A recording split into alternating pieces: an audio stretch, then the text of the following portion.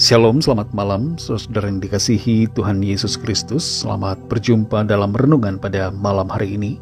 Doa dan harapan saya saudara semua ada dalam keadaan yang baik, sehat, penuh sukacita, dan berlimpah berkat Tuhan.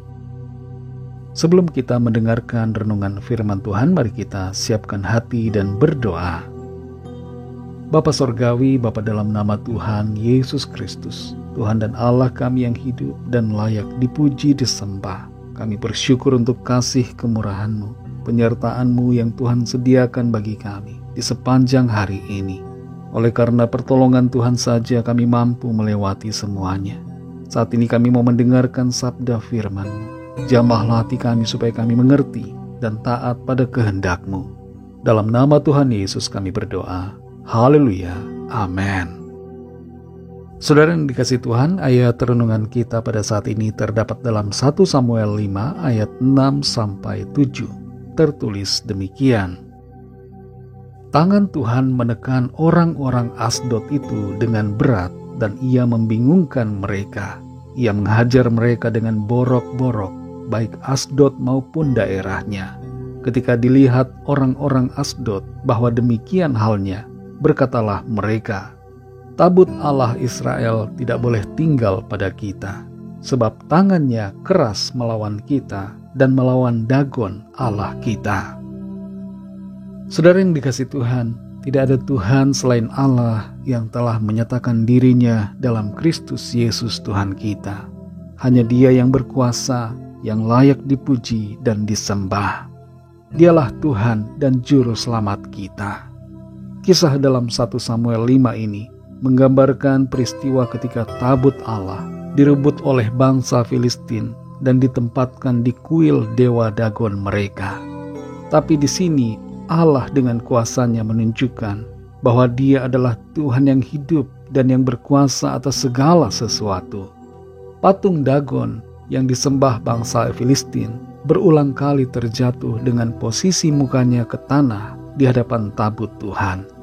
Para imam kuil Dagon kaget dengan hal itu, dan mereka menjadi takut.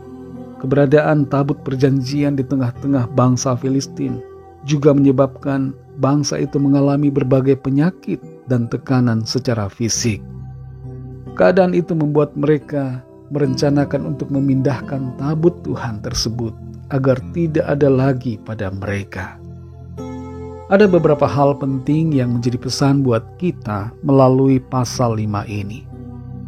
Yang pertama, tidak ada Tuhan selain Allah yang disembah oleh bangsa Israel dan yang telah menyatakan dirinya dalam keadaannya sebagai manusia, yaitu Tuhan Yesus Kristus.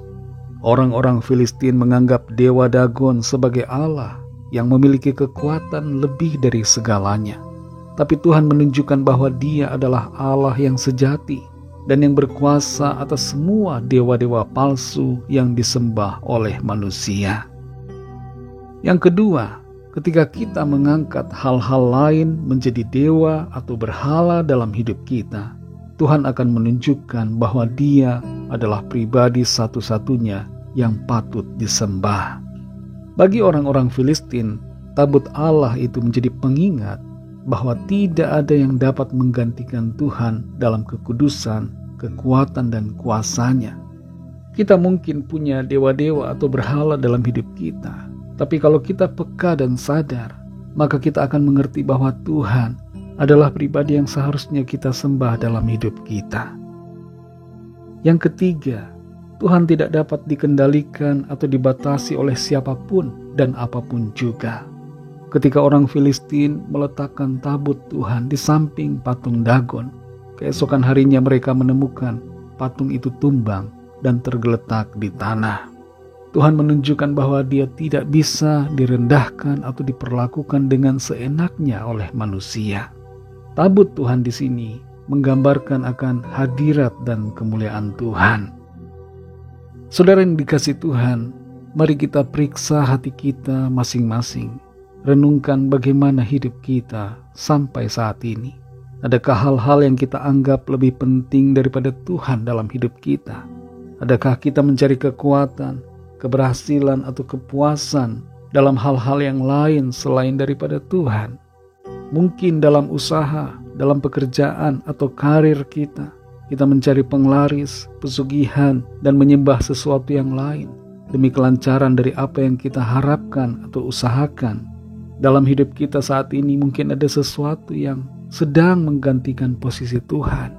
Mungkin kita punya jimat-jimat, punya susuk, punya berbagai hal yang tidak berkenan kepada Tuhan.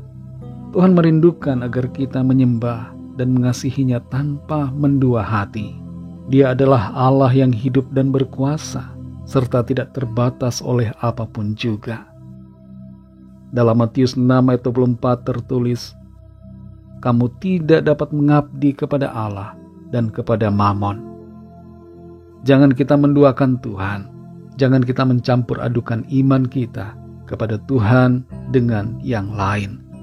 Mari kita belajar dari firman Tuhan ini untuk tidak membiarkan apapun atau siapapun mengambil tempat yang seharusnya hanya dimiliki oleh Tuhan dalam hidup kita. Biarlah kita menjaga hati kita agar selalu tunduk dan taat serta setia kepadanya dan mempersembahkan segala pujian, hormat dan penyembahan hanya kepada Tuhan saja. Mari kita berdoa. Terima kasih Tuhan, kami bersyukur untuk firman-Mu yang sudah kami dengar. Kami menyadari bahwa hanya Engkau Tuhan, satu-satunya Allah yang berkuasa. Engkaulah Tuhan Yesus, Juru Selamat kami, yang berdaulat dan berkuasa atas hidup kami. Engkau yang memegang kendali atas semuanya, dan sudah sepantasnya dan selayaknya kami memuji menyembah Engkau. Hanya kepadamu saja kami mengabdi, hanya kepadamu kami menyembah. Ampuni kami kalau selama ini ada di antara kami yang mempunyai berhala-berhala, yang menyembah kepada dewa-dewa asing, yang mempunyai sesuatu yang kami idolakan dan kami andalkan dalam hidup kami selain dari Tuhan. Ampunilah kami dan murnikan kami saat ini, agar hati kami hanya tertuju kepadamu. Terima kasih Tuhan untuk firman-Mu. Tuntun kami terus supaya kami berjalan dalam kehendak-Mu. Berkatilah kami Tuhan di sepanjang hari ini. Berikan kami tidur yang nyenyak dan lingkupi kami dengan kasih dan kuasa-Mu. Kami bawa kepadamu Tuhan setiap pergumulan kami masing-masing, agar tangan Tuhan menjamah, memberikan pertolongan, kuasa dan mujizat-Mu termanifestasikan dalam hidup kami. Terima kasih Tuhan. Berkatilah bangsa dan negara kami Indonesia, juga semua bangsa di dunia ini. Lawatlah dengan kasih dan rahmat-Mu, agar setiap orang dari segala bangsa memiliki pengenalan yang benar akan Engkau dan percaya kepadamu. Terima kasih Tuhan. Dalam nama-Mu yang kudus, nama Tuhan Yesus Kristus, kami sudah berdoa dan mengucap syukur. Haleluya. Terimalah berkat Tuhan. Tuhan memberkati engkau dan melindungi engkau. Tuhan menyinari engkau dengan wajah-Nya dan memberikan kasih karunia. Tuhan menghadapkan wajah-Nya kepadamu dan memberikan damai sejahtera. Berkat anugerah dari Bapa Surgawi, cinta kasih karunia dari Tuhan Yesus Kristus, dalam persekutuan dan penghiburan Roh Kudus, menyertai kita semua sekarang ini dan sampai selama-lamanya. Dalam berkat nama Tuhan Yesus Kristus. Haleluya. Amin.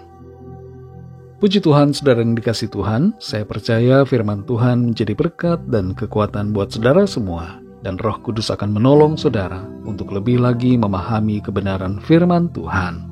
Tuhan Yesus memberkati saudara semua. Selamat malam, selamat beristirahat, dan sampai jumpa dalam renungan yang berikutnya. Haleluya.